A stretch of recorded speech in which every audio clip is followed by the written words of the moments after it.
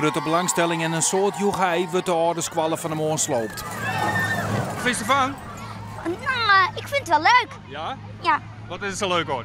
Nou, hoe ze slopen, dat ziet er wel leuk uit. Ja, het is wel een spektakel hè?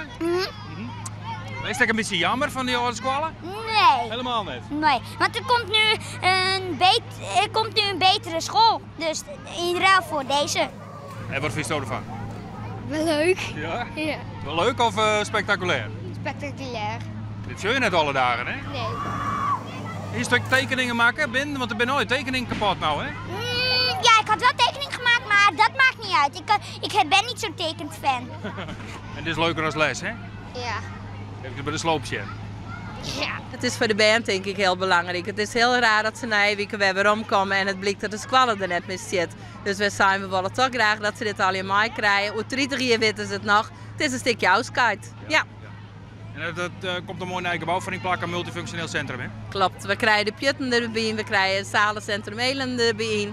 We krijgen de benopvang 24 uur van thuis bij Thea erbij. Dus het wordt een prachtig uitzicht wat we hebben. Er is rond 3 miljoen euro begroten voor de bouw van het multifunctioneel centrum. Alleen nog voor de inrichting van het nieuwe Squalplein moet nog geld gevonden worden.